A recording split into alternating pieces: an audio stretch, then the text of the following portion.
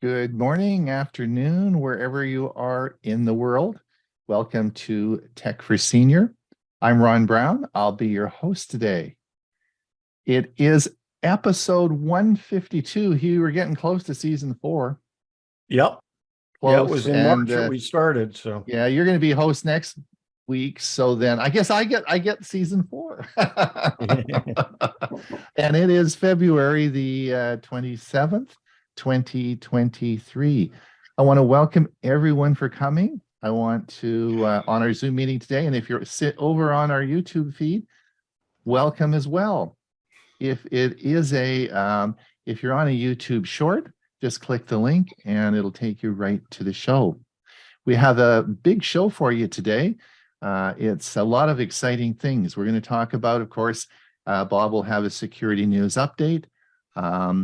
We're going to talk about, he's all going to talk about how to hide the taskbar in Windows. We have a special presentation from George Bowden from the Victoria Computer Club on the Raspberry Pi. Thank you for doing that, George. Huey is going to talk about why, when he had his big debut last time as the host, he crashed. So he'll tell you all about UPSs. And then Bob, of course, is going to give us an update on phishing and all the bad things that are going to happen to you if you're not careful. And Ray has a great music outro. We're then going to move on to the premiere version today. And I'm going to talk, we've got 3 selections for you. I'll put the link in the chat in a moment, but I'm going to talk about how to create an email signature. So if you want a fancy signature and you want to put a signature in your email, I'm going to tell you how to do that. Huey's going to talk about his history of computers, all the stuff he's had over. He's going to take you through a medley of all the stuff he's done. And it's quite interesting in all the things that he's, all the computer technology. And then he's also going to talk about the ups and downs of bandwidth. So he's got 2 shows today on our premiere event. Now, that is, and that's coming up at hour. And as I said, I'll put the note in the chat. We also have, of course, our Thursday show, and that's coming up this Thursday. And we'll be talking, the theme that we'll be talking about is, would you go to Dr. Amazon? And we're going to talk about Amazon and healthcare and the new features that are coming up with that. We talked a little bit about it on last week's show. For those of you who are subscribed to our newsletter, you will have you're going to save tomorrow some money. Before we get to that, you'll notice that I highlighted in our Saturday newsletter, I do a YouTube channel each week, and this was called Simply Flying. So if you have any travels, you're interested in the airline industry or anything along those lines, Simply Flying is a great YouTube channel. It keeps you up to date, and they have daily releases, and it's a very interesting channel. Again, you'll find the channel that I select each week, and we put it in our Saturday newsletter. So we also have a newsletter, and they'll be out tomorrow, which is our Tuesday newsletter. And there's lots of reasons why you should look at tomorrow's newsletter, but I'm going to save you $50 on your Netflix subscription. If you are subscribing to Netflix through your iPhone, I can save you $50 on that. I'm going to tell you how to do that in our newsletter tomorrow, and that will save you on your subscription cost. subscription cost for what, Ron? There are subscription costs. Oh, that's right. We don't charge, do we? No, we don't. No. Oh, yeah. Okay. I mean, you had me stymied there for a minute. Oh, okay. Yeah. Okay. No, I guess we don't charge. Well, there you go. You know why we don't charge is we don't charge because of the great people who do a donation to help us pay the bills. And today, I'd like to thank Keith Murphy for a very generous donation to Tech for Senior. As you know, we had our fundraising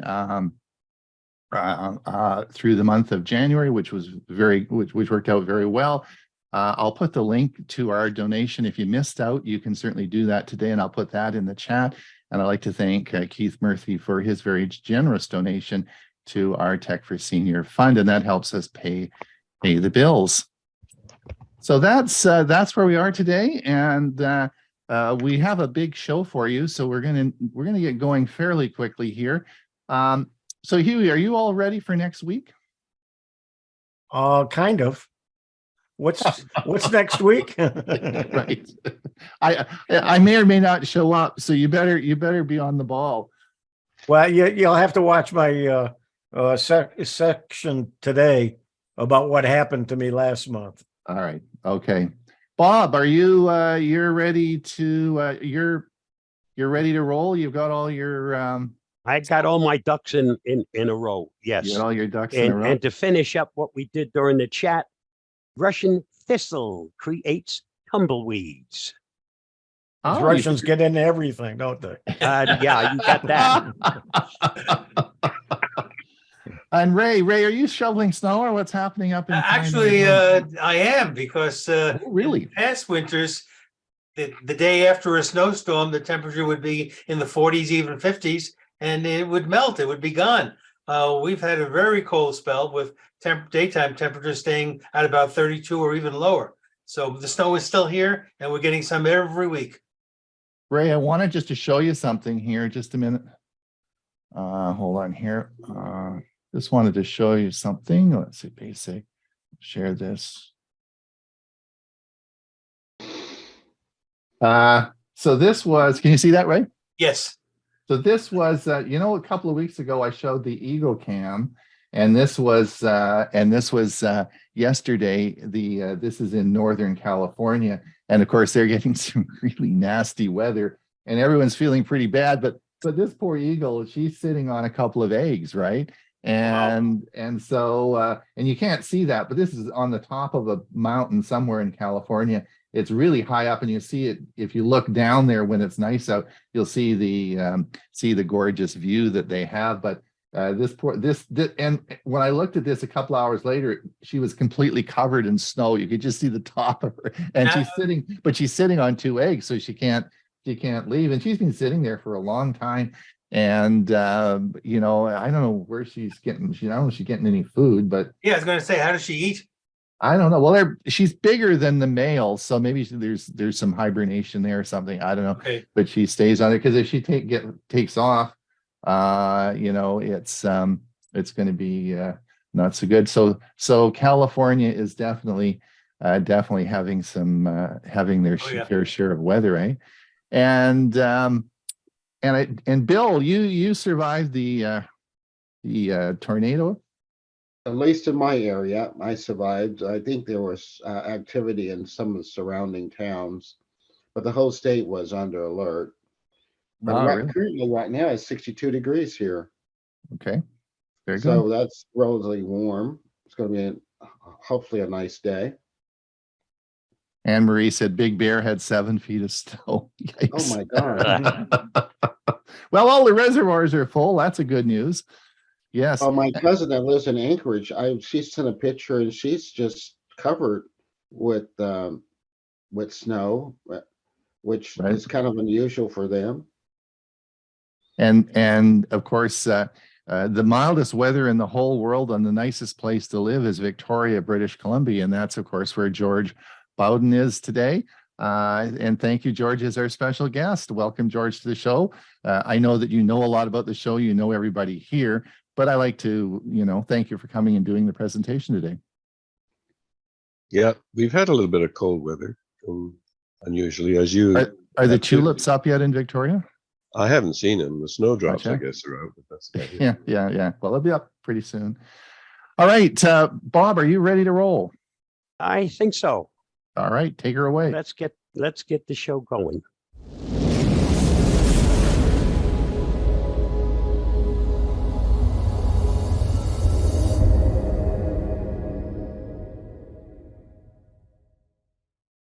Here is the Avast Security News Roundup for the week ending February 24th, 2023.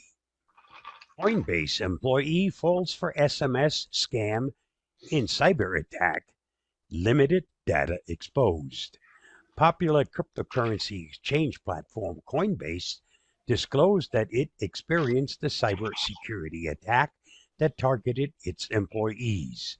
The company said its cyber control prevented the attacker from gaining direct system access and prevented any loss of funds or compromise of customer information. The incident, which took place on February 5th, 2023, resulted in the exposure of a limited amount of data from its directory, including employee names, email addresses, and some phone numbers. As part of the attack, several employees were targeted in an SMS phishing campaign, urging them to sign into their company account to read an important message. Read more at the Hacker News. The Supreme Court is deciding the future of the Internet. The oral arguments for Gonzalez versus Google covered a surprisingly nuanced series of real-world concerns. We're a court. We really don't know about these things. These are not the 9 greatest experts on the Internet. Supreme Court Justice Elena Kagan made the wryly self-deprecating comment early in oral arguments from Gonzalez versus Google, a potentially landmark case covering Section 230 of the Communications Decency Act of 1996. The remark was a nod to many people's worst fears about the case. Gonzalez could unwind core legal protection for the Internet. I personally think that the court will send this back to Congress for final action. Read more at The Verge. ChatGPT launches boom in AI-written ebooks on Amazon. Until recently, Brett Schickler never imagined he could be a published author, though he had dreamed about it. But after learning about the ChatGPT artificial intelligence program, Schickler figured an opportunity had landed in his lap. The idea of writing a book finally seemed possible, said Schickler, a salesman in Rochester, New York. I thought, I can do this. Using the AI software, which can generate blocks of text from simple prompts, Schickler created a 30-page illustrated children's ebook in a matter of hours, offering it for sale in January through Amazon.com Inc.'s self-publishing unit. Read more at Reuters. Lazarus Group likely using ℍ𝕖𝕚64 backdoor to exfiltrate sensitive data. A new backdoor associated with a malware downloader named WSLink has been discovered, with the tool likely used by the notorious North Korean-aligned Lazarus Group, new findings reveal. The payload, dubbed ℍ𝕖𝕚64 by ESET, is a fully featured implant that can exfiltrate, overwrite, and delete files, execute PowerShell commands, and obtain comprehensive information about the underlying machine. Its other features compromise listing active sessions, creating and terminating processes, enumerating drives, and compressing directories. Read more at the Hacker News. Don't trust the data safety labels on these Android apps. The data safety labels in the Play Store listing for many Android apps may themselves need a warning label, according to a new study from Mozilla opens in a new window. The non-profit organization behind the Firefox browser checked the Google-mandated labels, opens in a new window, for the top 20 free and paid Android apps, and found that most of the disclosures about data collection, usage, and sharing didn't match the descriptions in the app's privacy policies. Read the full story at PCMag.com. AI-generated comic artwork loses U.S. copyright protection. On Tuesday, the U.S. Copyright Office declared that images created using the AI-powered Mid-Journey image generator for the comic book Zaraya of the Lawn should not have been granted copyright protection, and the image's copyright protection will be revoked. Despite precedents for earlier algorithmically AI-generated artwork receiving copyright protection. This ruling means that AI-generated imagery without human-authored elements cannot currently be copyrighted in the United States. The Copyright Office's ruling on the matter will likely hold unless it's challenged in court, revised by law, or re-examined in the future. Read more at Ars Technica. Apple warns of 3 new vulnerabilities affecting iPhone, iPad, and Mac devices. Apple has revised the security advisories it released last month to include 3 new vulnerabilities impacting iOS, iPad OS, and Mac OS. The first flaw is a race condition in the crash reporter component that could enable a malicious actor to read arbitrary files as root. The iPhone maker said it addressed the issue with additional validation. The 2 other vulnerabilities credited to Trellix researcher Austin Emmett reside in the Foundation framework and could be weaponized to achieve code execution. More details at the Hacker News. This week's must-read on the Avast blog. Read Avast's top articles on how to avoid getting tricked by an IRS scam.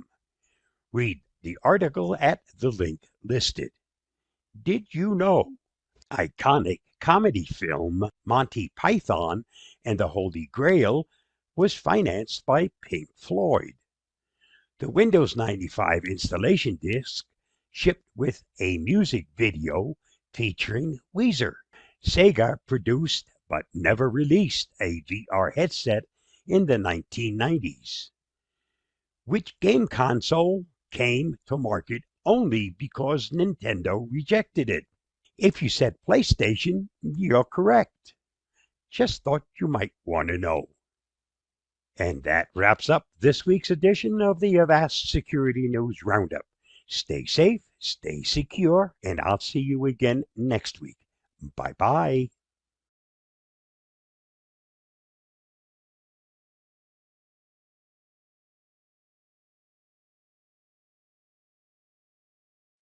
Have you ever wished for some extra screen real estate?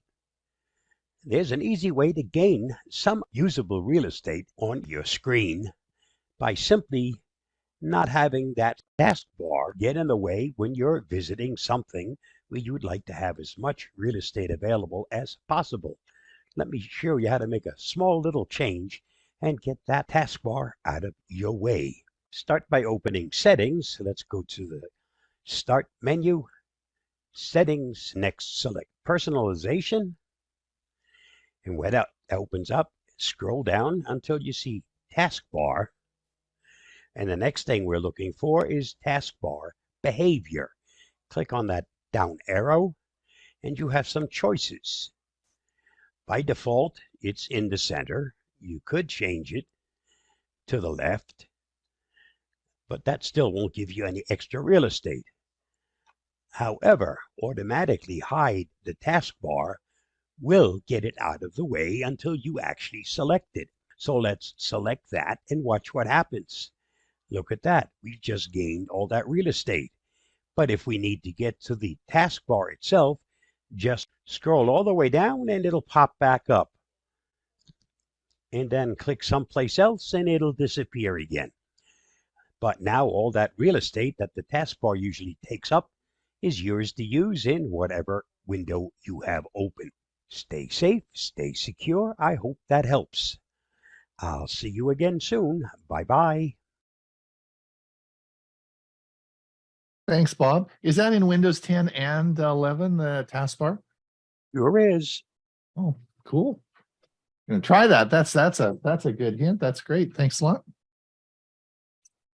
Well, all right. So listen, George, I think I've made you co-host. You can certainly, I want to introduce George Bowden. Of course, we did that earlier. And we're going to talk today about Raspberry Pi. And I have always been fascinated with this device, and I wanted to learn more about it. So I was excited when George offered to do the presentation.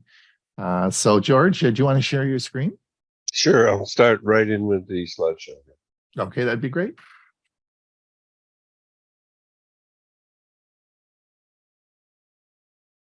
You see that okay? Yep, perfect.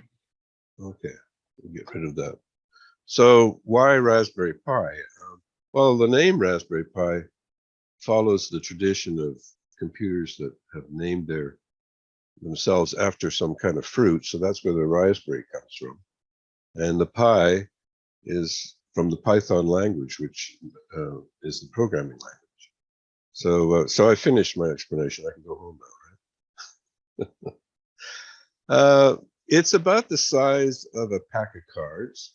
It has taken the optimization that has happened in downsizing the size of chips and everything, and put that all on a single board and made it a device that can be programmed for use very cheaply.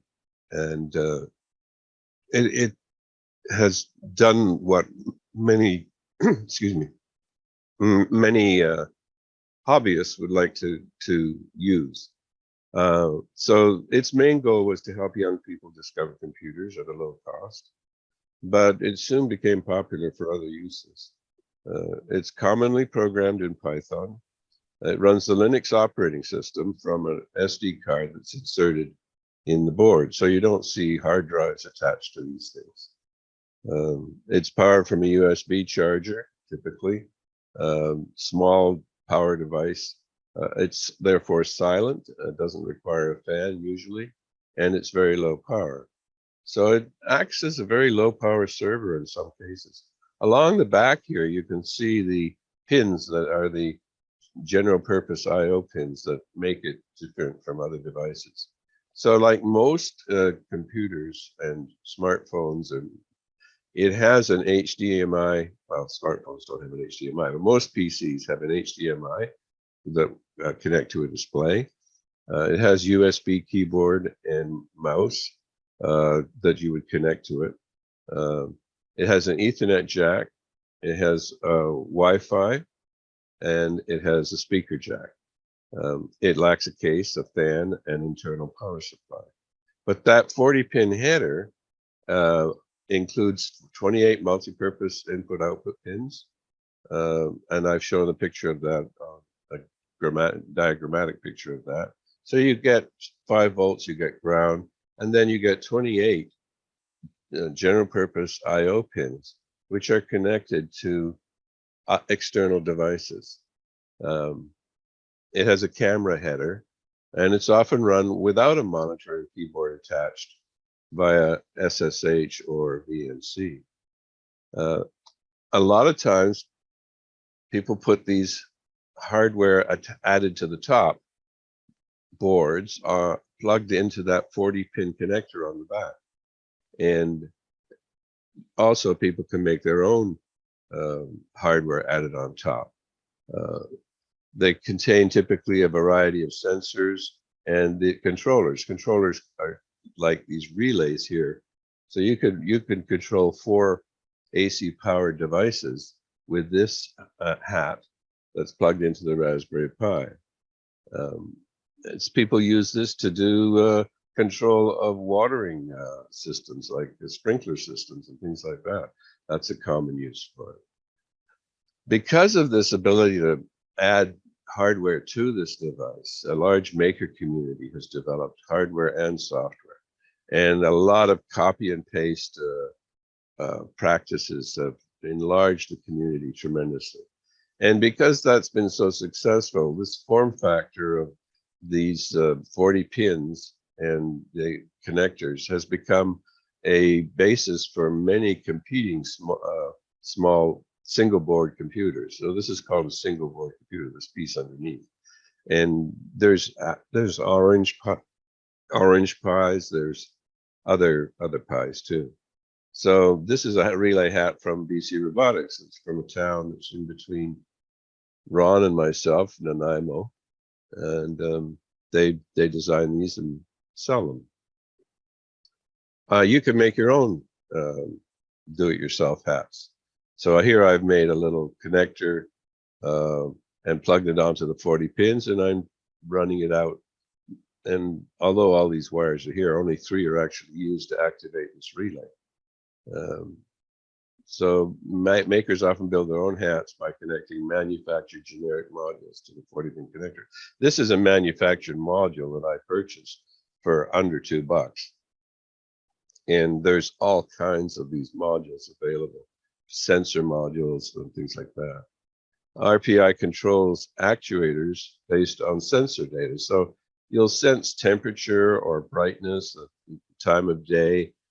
You can sense mass or motion or dampness, electricity, current, things like that. So based on all of these sensors, you can make up an algorithm that says, well, when these conditions exist, I want you to turn on a light or a heater or an alarm. That was my first use of this, was actually to build an alarm system for my house. I had bunch of sensors around the house, and I would send myself a text message when I was not in the town that something was going on in the house that shouldn't be. You can log that sensor data if you're, for instance, making a weather station out of the device. You can log it, and you can also display that on a web page. Here's a picture of a weather station that is using a Raspberry Pi. You can use it as an appliance without the hats. To me, that's not the appeal. The appeal of this device is that you can add the hats to it. And, you know, I'm an popular electronics reader. There were a lot of us in the early, 1960s, 70s, 80s, who were electronic hobbyists, I guess, and we would build our own radios and stuff like that. And I think you could buy popular electronics in all of the stores. You could buy radio electronics in all of the stores. Those have disappeared. But this whole Raspberry Pi movement and other single board computer movements has rejuvenated that community. So we are all doing stuff with that. And those communities exist right around the world. But without the hats, you can run it as a desktop PC. This is a picture of a desktop, and there's the drop-down menu of typical functions of a computer. You can use it as an ad blocker attached to your modem or router. Then it will swallow up the adverts and prevent them from being on your computer. You can use it as a wireless print server for older printers. These are the most common uses that people make of a Raspberry Pi without a hat. A media player is pretty common. People use them like that. And game server, a retro game machine, security camera. If you use it for one purpose, let's suppose you use it in the summer to turn on fans and stuff like that. Well, in the winter, you can reuse that device by unplugging that hat and plugging another hat on top. So then Raspberry Pi brought out a smaller device called the Pico. It's a microcontroller. So there's a difference between a microcontroller and a single board computer. The microcontroller does not run the Linux operating system. And it still is programmed with Python, the programming language, and it still has all these GPIOs, these general purpose IO connections that you can connect to external modules. But it runs much lower power. You can run this off batteries. And so this is what is an interest also for many people. This has come out in the last couple of years. Now, the availability of the single board computer, the Raspberry Pi 4, has been simply unavailable. It has been so popular that they cannot keep up with the availability. They say they're going to fix that problem this year. But in the meantime, there's many other types of single board computers that use the same form factor. And I think they'll even run the same operating system. So that's the end of my piece. Let me stop sharing. Okay. How much time was that? Oh, we got excuse me, we got 5 minutes left. So George, George, do you So when you buy the Raspberry Pi, it's not in a case or anything. It's just No, it's just a board. it's just the board, eh? Okay. And would you mount that board on something? Do you screw it down to a piece You of can wood? buy cases for them. I mean, the new Raspberry Pi runs hotter than many of the older ones. So if you're going to run it near its capacity, you're going to need a case that actually has a little fan or a large heat sink in it. Okay. So like I'll show you here.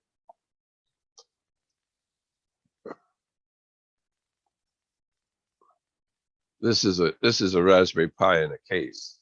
Okay. So you can get this case, and this case actually has a little board attached inside that pops out 2 HDMI's and other connections. But this doesn't have a fan. Might have a fan in it, but I don't think it has. I think it's just passive cooling. And this is a typical case that you can buy. But these are half the price of the Raspberry Pi, and I tend not to use them. So, and George, when you could get a Raspberry Pi, like what would be the cost of a Raspberry Pi?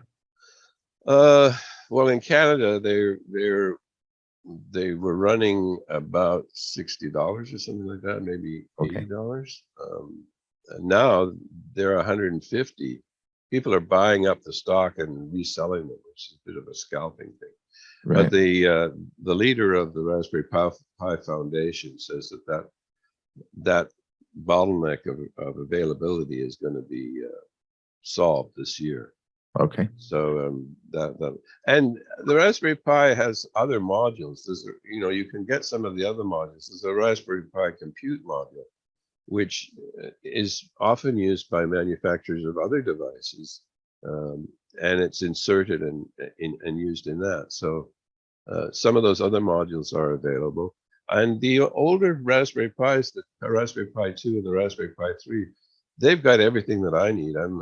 We're running it. And these are really powerful machines. I mean, we have a class, we run 20 instances of terminals on a Raspberry Pi in a class, and off a single Raspberry Pi. And it handles Linux containers fine. So you can run, containers are instances of Linux that all run beside each other on one Raspberry Pi. Quite a powerful machine. Michael, go ahead. Do you have a question? So how many pies do you have, George? Well, we had a fellow who passed away in Duncan, and they donated a lot of equipment to us. So I'm sitting here with the 1, 2, 3, 4 in front of me, and there's probably a couple that are deployed around my house, sensing whether the fridge is about to melt or stuff like that. Carl, any questions? Just to comment, if any of the experimenters like me, there is no shortage of pies. I have 2 or 3 in my basement of projects that I started but never finished. Yeah, and I'm willing to bet there's millions of them out there like that. there is no shortage of pies, just that the sellers can't get their hands on. Right. Good one. Ivana, do you have a question? Unmute yourself.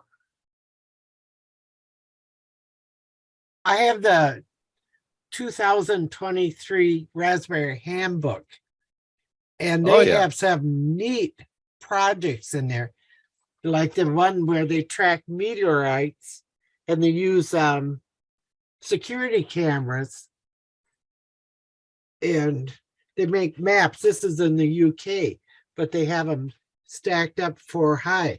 Is your class open to anybody, or? Yeah, well, actually, the Raspberry Pi group is a spin-off or associated with the Victoria Computer Club.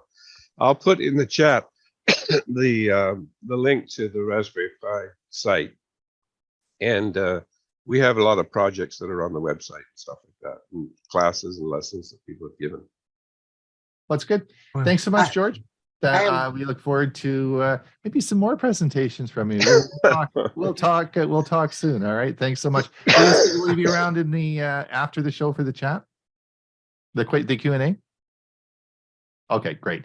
Hewie, Ivana, we're just going to move on now. If you- Okay, We'll okay. deal with your question maybe in the Q&A. Okay. Huey, all right. Tell us your tale of woe.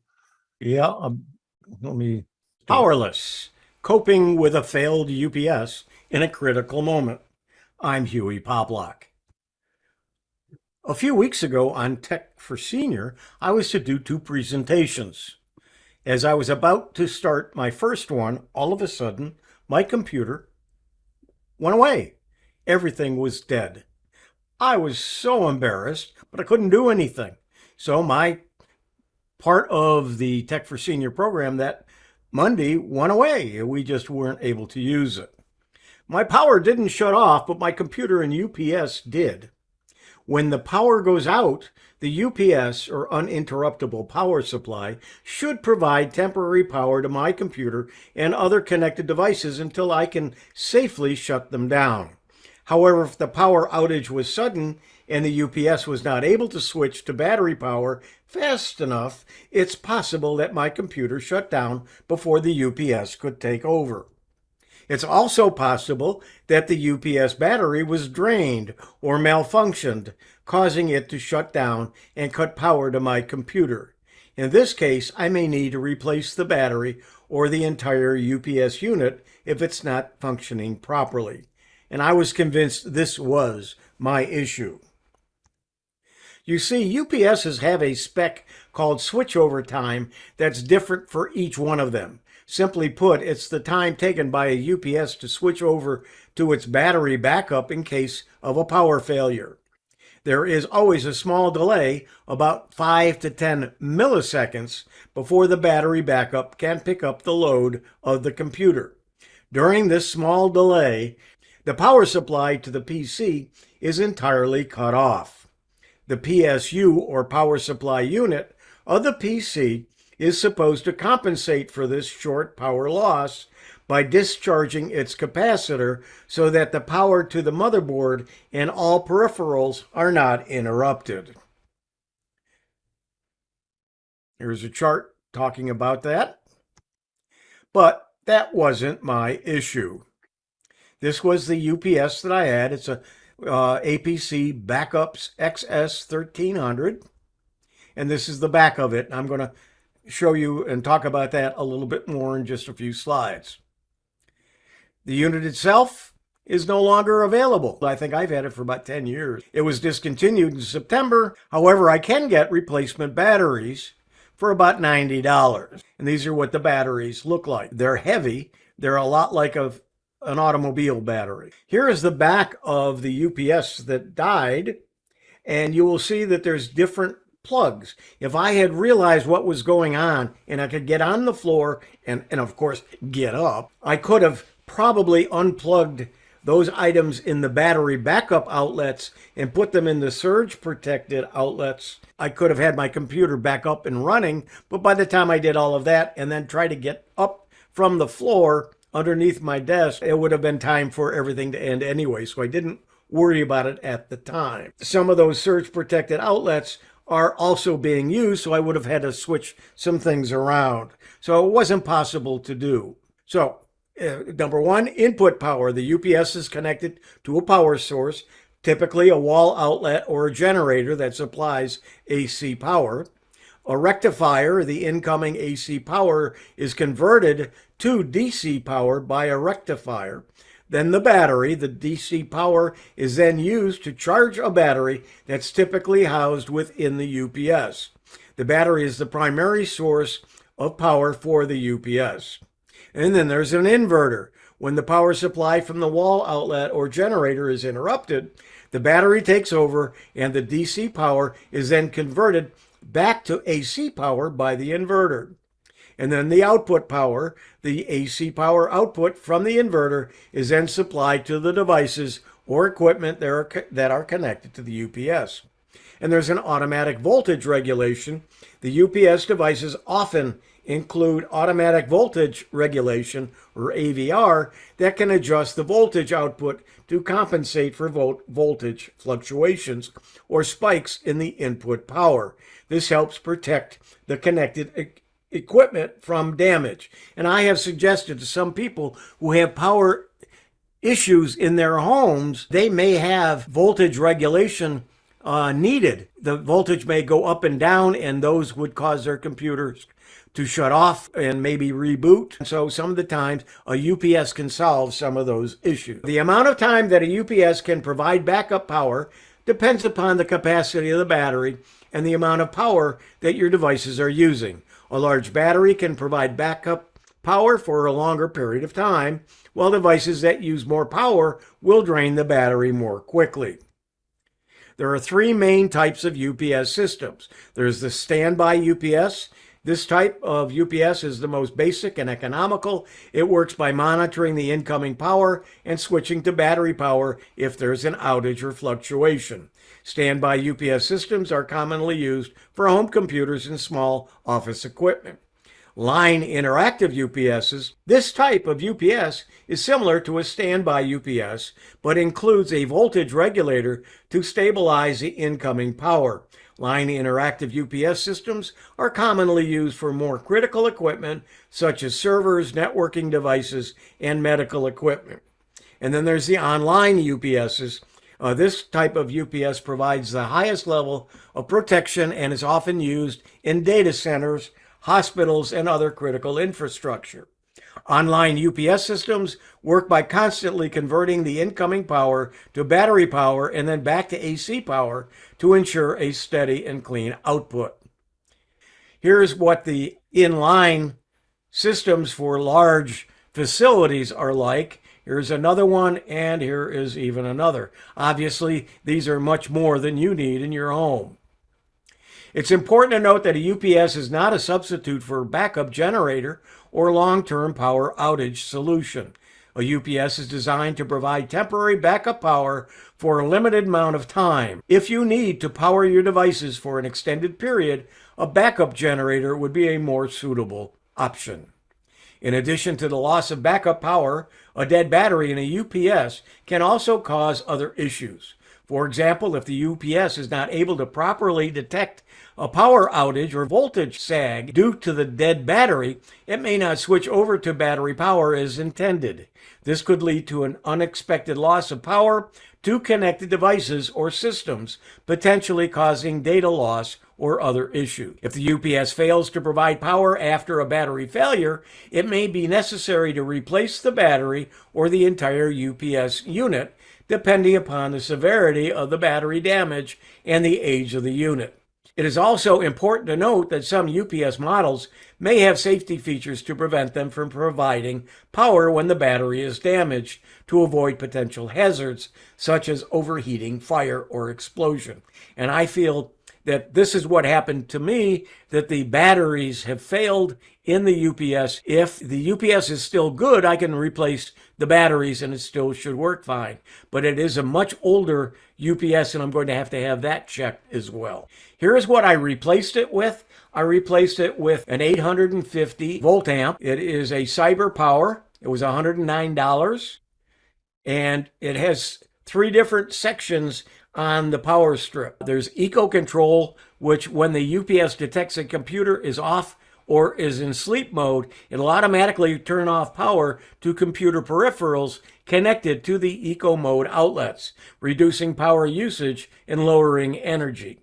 And then there's surge protected outlets that are only surge protected. If the power goes out, they go out. And then there's battery supported and surge protected.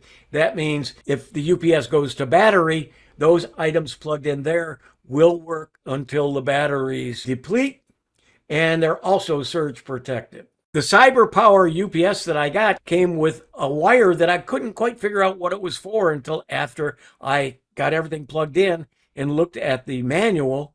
I do read manuals. You plug it into the UPS on one end and to a USB on the computer on the other end. You install the software and it will give you status and information. Now here's what the current status of my unit looked like when I did it with the software.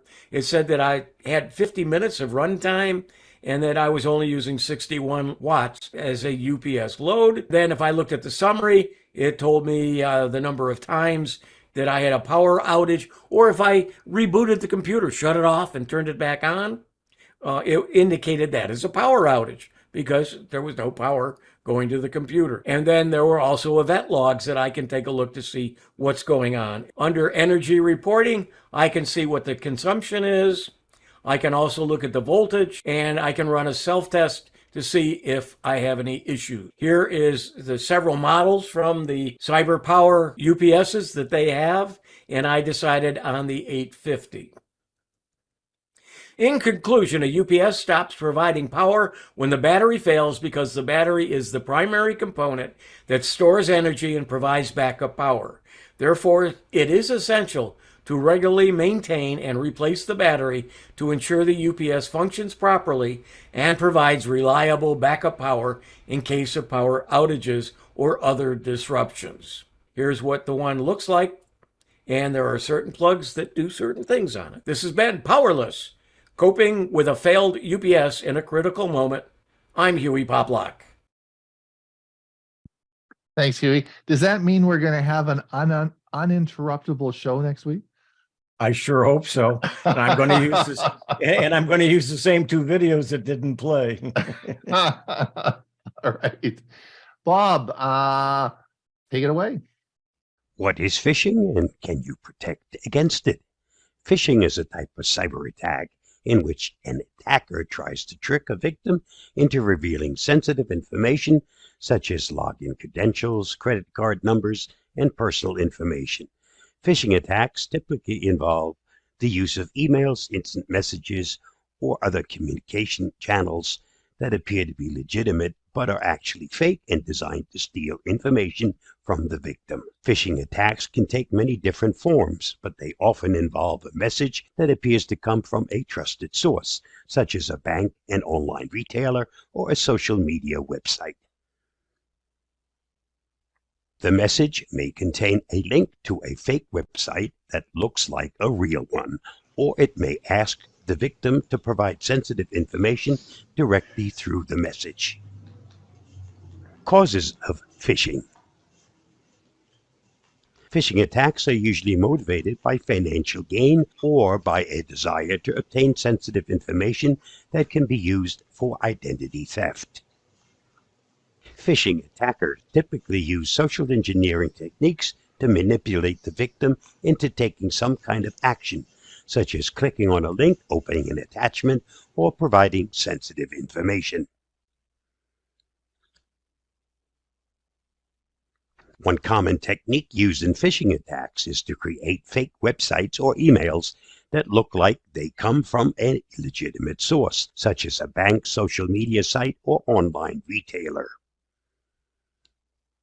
The attacker may use convincing graphics, logos, and other elements to make the message or website look legitimate, and then use language designed to create a sense of urgency or fear, such as warning the victim of a security breach or threatening to close their account if they don't act quickly. Other techniques used in phishing attacks include spear phishing, which targets specific individuals with customized messages, and whaling, which targets high-profile individuals such as executives or celebrities. Protection against phishing. To protect against phishing attacks, there are a number of steps you can take.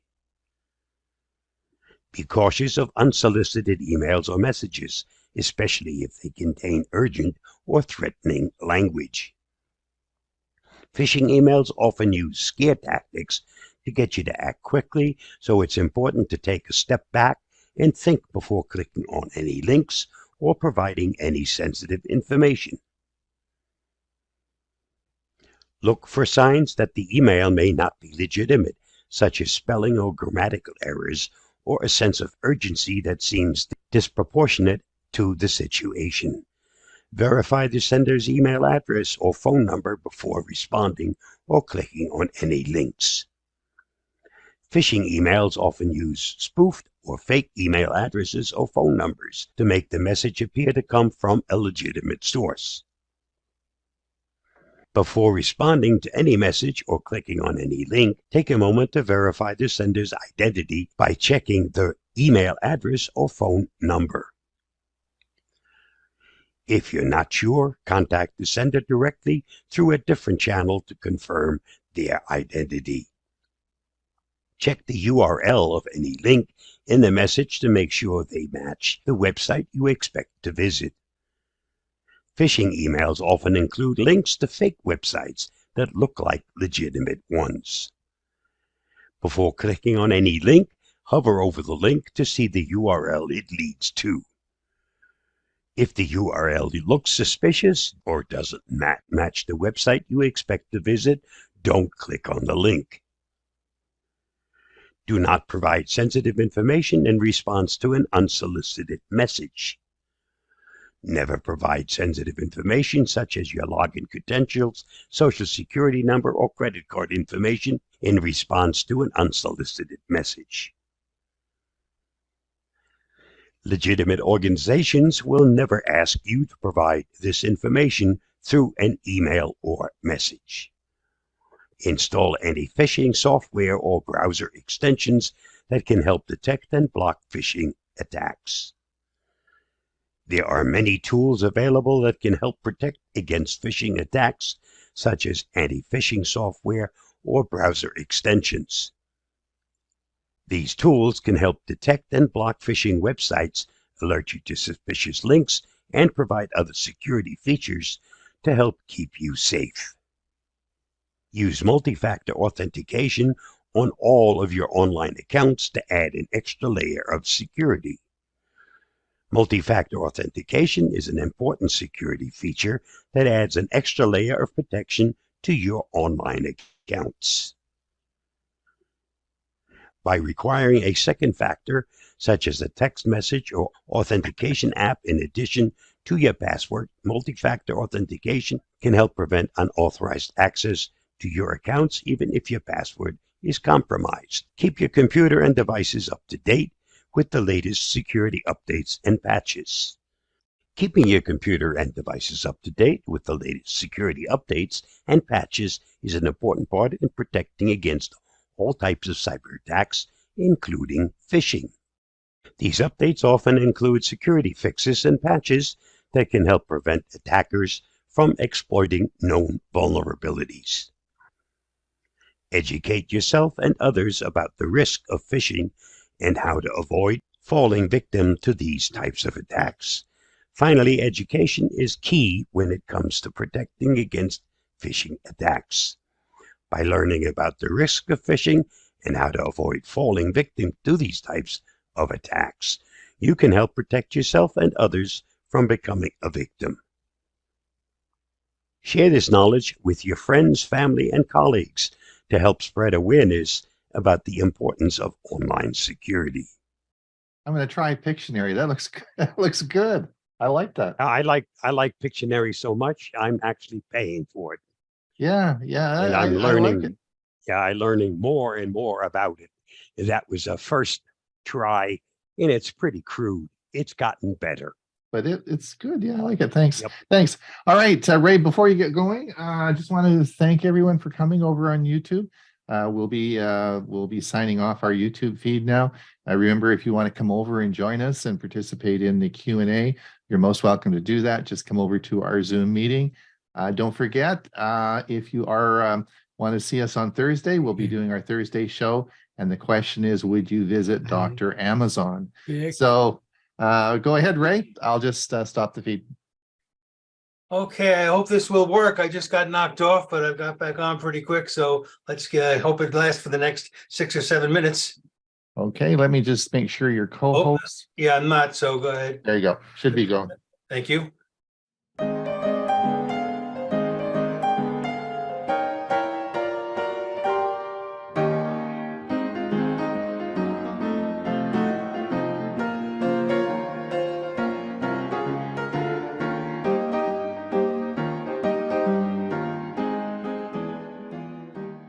All right, Morgan Wallen. This is a rising star in country music. Now, I didn't know this gentleman's name until last week. That's when I came across a chart for the year 2022, showing the top 8 US singers listed in an order based on total consumption. And what that means is they used an algorithm to factor in not only physical and digital sales of songs, but also the audio and video streaming to determine a placement. Now, while Taylor Swift easily had the most album and song sales, she actually placed second to an artist who calls himself Bad Bunny. It's a Puerto Rican rapper who sings in Spanish and had more than double Swift's audio streams, coming in at 4.266 billion streams. That's billion with a B.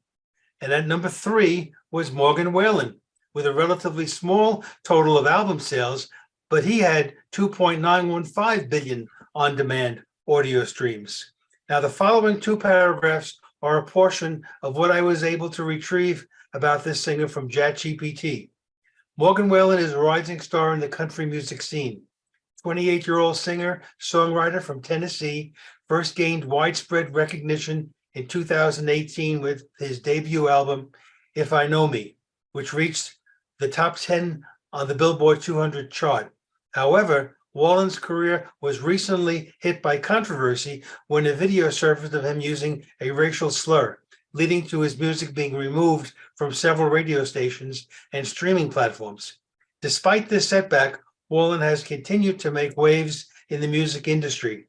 He recently released his second album, Dangerous, the double album, which debuted at number 1 on the Billboard 200, making him one of only 3 country artists in history to achieve this feat with a double album. The album features collaborations with fellow country stars such as Chris Stapleton and Jason Isbell, as well as a range of musical styles from traditional country to rock and hip hop influences. So Morgan Wallen's rise to fame started when he completed the 6th season of television's The Voice. While he was eliminated in the playoffs, he was signed to a record label and released his debut EP, Stand Alone, in 2015. Wallen's second album, Dangerous, the double album, with 30 songs, included 3 that became Billboard #1 singles. They are More Than My Hometown, 7 Summers, and my personal favorite, Wasted on You. Wallen earned the 2022 Billboard Awards Country Male Artist Top Honor. Before that, in January 2021, Wallen became the first artist to debut #1 simultaneously on 2 different country charts, Billboard's Top Country Albums and the sales-based Hot Country Songs with Wasted on You. Today, I'm going to be playing this song as Wallen sings with his band, and I think provides some terrific harmony. Morgan Wallen. Very nice. Well done. Well done. Thank you, Ray. Thanks so much. You know, it's top of the hour. It's another show we've completed. We'll be moving into our Q&A now. And I'm going to get everyone to put their hand up if they would like to speak. Before we do that, though, I'd like to thank everyone for coming. If you have to take off, don't forget this Thursday, Tech for Senior Live. It's not a Zoom meeting, so make sure you go to the right spot. We have a big red button on our website, www.techforsenior.com, that'll take you to the right site. So just remember that. Don't forget that we have our newsletter tomorrow coming out. If you want to save $50, it's a free one, right, Hewie? Free? Yep, absolutely It's free. a free newsletter. And I want to thank everyone who's donated it through the show today. That was great as well. And it is a free newsletter, and we're going to save you $50 tomorrow if you signed up to Netflix on your iPhone. So you'll make sure you want to get the newsletter. And I think we'll start with the questions now. Susan, go ahead. Thank you. You mentioned the different outlets, or someone mentioned the different outlets and the kinds of plugs on the UPS. It would seem like it would be very handy, and I haven't noticed that it's being done, to have like international symbols of whether this particular plug is basically going to the wall or whether this one has a surge protector on it, etc. Is there any kind of symbols like that on UPSs? Not that I'm aware of. Susan, that's a great idea. Yeah. I'm thinking, yes, because I don't know what the back of mine really are. I mean, I think I've got it hooked up right, but it's very confusing. Well, as I showed you the backs of the 2 that are the two UPSs I showed you, it does have a diagram and it does have the words there, but not a symbol. Right. Time to make up some stickers. Yeah. That's a good business. Maybe we should get into that. Yep. Huey. That could be a business opportunity. We'll put stickers on the back. Carl. Yeah, good idea. I think if you made those stickers, if you sold about 10 million, you make about $50.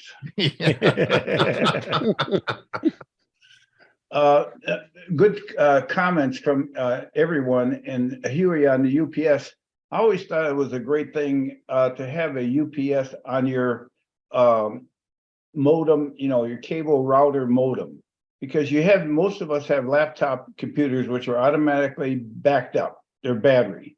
So as long as you had your Wi-Fi combo, router modem backed up, you were connected at least to the world. Yes, Now, and I do use in mine. I do have my cable modem and my router plugged into the UPS. Now, I've been doing this since 2011. I have an APC. When I worked for EDS for many years, with the backup UPSs we had were the industrial version, but some of them also had a feature that you would, in the older days, when you had the older computers, it would shut down your computer before when you lost power. It would gently shut it down, if you remember that. Yes. And the downside, though, to all of this is the one I'm using now is a triplet, what I bought at Costco in 2000. Can you imagine how many years that is now? No, 2010. And I've had to replace the battery in it 3 times, and it's due again. It replaced it after 4 or 5 years, 5 years. Last time was 2019, so this is already past due. And the downside, Huey, as I'm preaching to the choir, is that you don't know when the battery's bad until you need to use the backup. That's what happened to me. And it wasn't, and what I discovered is if the battery goes dead, because the power is going through the battery, everything goes dead that's connected to it. And that's what happened to me a few weeks ago. And I replaced the batteries, but this is a general question. I wish those batteries are, I think, pretty much all lead acid. But I would like to see a battery that was, like you have smoke detectors now that have 10-year plus batteries in them. Seems to me that that's what we really need for a home UPS, is a very long life battery. Yeah, but the volt ampage, because you need to have a lot depending upon how long you want it to stay up. Generally, the UPS is only used when you lose power. It gives you enough time to gently close down your computer as to just shutting it off automatically. Right. If you lost power, everything just shuts off. And if you're in the middle of doing something, you lose whatever you were doing. With a UPS, you have time to then go in and then hit the shutdown button and shut everything down and turn it off. Thank you. Ivana, go ahead.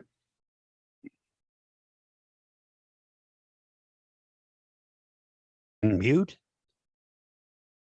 You're still Just muted. Ivana, Ivana. you're muted. Thank you. I was given a Raspberry Pi kit without the SD card. Can I use any SD card, or does it have to be a specific one? No, any SD card will work. You'll have to load the Raspberry Pi operating system on it. Right. Okay. Generally speaking, we're using like 32 gig, but you can get away with 16 gig. Okay. Thank you. George, if you put Linux on there, do you still have to have the Raspberry Pi operating system on, or will it load Linux directly onto it? The Linux operating system is the Raspberry Pi operating system that goes on the card. Okay. It's called Raspbian, but it's just another version of Linux. It's just okay. Of Linux. Okay. All right. Ray, go ahead. Yeah, we were talking about the UPS, and guess what is on my to-do list for today? Yeah, I can't get it. There we go. And this is the battery replacement. So they are heavy, but they're not large. And it's usually just as simple as opening up the case, unplugging it, taking it out, putting the new one, plugging it in, putting the case back together, and you're ready to go. As a rule, I replace the battery in its lifetime twice. Once the battery goes out a second time, that's my signal to buy a new UPS. And the only thing I'll add is we talked about the different things you want plugged into the UPS if there's a power failure. The other thing I plug in is an electric light. So when all the lights go out, I want to have at least some light in my office besides the monitor to help me do what I need to do. Right. The other thing, just let everyone know that if you are near a Costco, it is an item that Costco carries all the time, and they have an APC UPS, and so you may in our area they just carry one, but maybe so they are readily available and they're not that expensive. Jim Glass, go ahead. Hi, I'm unmuted. You are. Yes. Okay. Another suggestion regarding the battery backup and the surge spikes. I posted it on chat, but it got screwed up when I hit the wrong button. You can put on your house a whole house surge protector. It goes on the outside at the circuit box. So if there's a power spike in the line, that takes care of it before it even gets into the battery backup necessity. I looked into them, and they small unit that covered my house is 1,300 square feet is about $200. Really? Yeah, and you can buy them more expensively. They do a little bit more. If you're handy, it's a good do-it-yourself project. If you have any doubts, since it's going for your whole house, it might well be worth getting an electrician to plug it in, because it's not complicated to hook up. It doesn't require anything to be torn down or whatever. But just to be clear, Jim, this is not a UPS backup. This is just the surge protector. That's correct. That's right. But usually what sets off the UPS is a surge. Right. Okay. That's why. Jim, go ahead. Jim, back when you were having a lot of problems with your computer, that my suggestion was a UPS that handled voltage spikes and lows, because that can cause your computer to reboot because it's not getting the power, or it's getting too much power. And having a UPS on there that has the power fluctuation protection on it could stop that from happening. And that's what I thought might be one of the solutions for you. Yeah, and I had mentioned it then. Yeah, well, I'm still looking into it. Partially what I need is a witch doctor out there to lift the glitch finder curse, because I find it on anything I touch. All right, George, go ahead. Most network centers test their batteries at least once a year and I don't know why we couldn't just unplug the power going into the UPS and then time how long it takes until you don't have any power. Any reason not to do that? Because that would give you an indicator of. Well, I don't think I don't think so. But George, as Huey talked about, I mean, the cords now that come with and plug back to USB into your computer should tell you right on the software that's loaded up for your UPS exactly the state of the battery. I don't trust them. Okay. It's when you unplug the power and you say, "Oh, good, I got 10 minutes." Yeah, I agree with George. You don't have any warning. Okay, Bill, go ahead. Yes, along with what Ray was saying about having a light plugged into the UPS, one thing to do is to use the USB light, because most of the UPS units now have the UPS have a USB port, and that doesn't take up the plug then that you'd be using for a regular light bulb. Good point. Susan, go ahead. Well, I just looked at my little UPS and I noticed, first time I've noticed it, there's a red light there, building wiring fault, which sounds kind of serious. And I don't know if it's because of the tornadoes last night and the lights flashing, or the fact that we had solar put on last summer, or the fact that after we had a real bad storm, the power in one of the circuits in our home went out, and we had the electrician come out who installed the solar panels, and he couldn't figure out, a couple of them came and couldn't figure out what was causing that circuit to go out. So he piggybacked on another circuit, which is not a good thing, but at least it got us back up. What would you normally do if you had a red light that said building wiring fault on your UPS? Is there a button normally that you would click to clear it out so then you could see again? Maybe it was like the lights flashing from last night. Or does anybody have any experience and had that happen to them before? I'm sure Carl has an answer for that, but before he answers that, I mean, that would be an electrician. I'd be worried about the grounding of my house, and that would be a situation where I'd call an electrician. But maybe Carl can have, he's an electrical engineer, so maybe he's got some ideas. Well, thank you. What sounds like you lost the neutral or the ground for your system. And the best way to figure that out is you can go to your major stores and get these little testers. They're 3-pronged and they got 3 lights on them, and it'll tell you what kind of fault you have. If it's the neutral is gone or whatever. And I would get that. It's only like $5. Plug that in that circuit, and then it'll tell you what the trouble is. Thank you. I'm sure my husband has one, and when he comes home tonight or this afternoon, I will show that to him. Thank you. Okay, Joel, go ahead.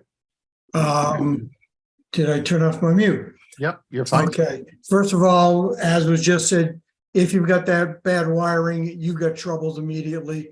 The 3-prong tester is the simplest thing to do. If you don't have a good ground or a good neutral, that needs to be corrected, and whoever wired your house up made a major mistake. UPSs are available from Batteries Plus bulbs. They have several sizes in stock. They have replacement batteries in stock all the time. Surge protectors, I've got a bigger headache on. I had one put on my main electrical power box. So it's wired right at the power input to the house, where you will do the most effective good of clamping any spike that happens. The problem I have with any surge protector is knowing when it's worn out. Right. They all do wear out. That's They right. are all passive devices. They wear out every time they do their job, but there's no gauge and there's no method that I know of for measuring them. The commercial one that I have and that I had 10 years ago had a little green light on it, and the instruction said, as long as the light is good, you're okay. So I now, every time I walk out my garage, look at the power panel and look for a green light in the place it's supposed to be.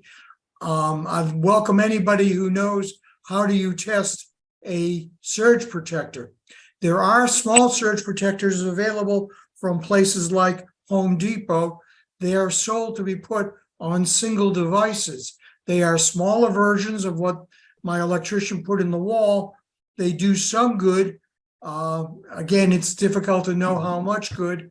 Having several of them on each television, each computer, they build up in capacity by having several of them plugged in. But again, you don't know where a spike is going to hit you, and you don't know how much and how far away from your house. So it's a little bit difficult to know how good you're doing and how good your protection still is.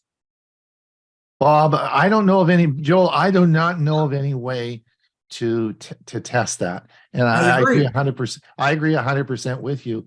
That is a big, huge problem with these. Bob, do you got any comments on that?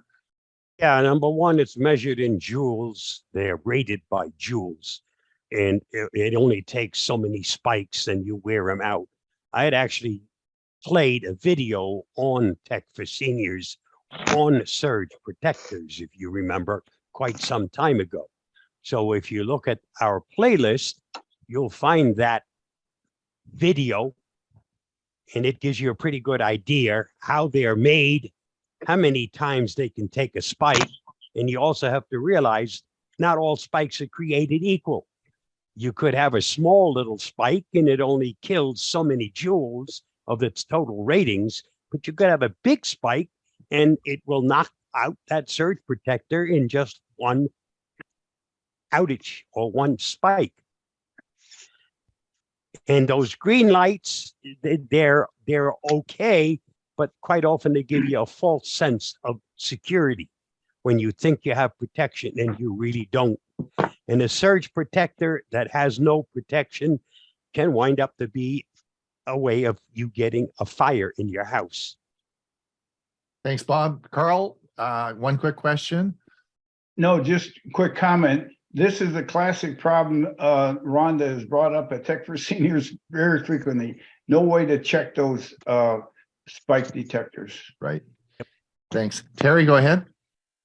Back in the 90s, I had what was called a swell versus a surge, and it fried my UPS and computers and the garage door opener. And this happened through the neighborhood. I don't know if that was from a transformer, but anyhow, the power company replaced all of my equipment and my neighbor's equipment, but it was more than a surge.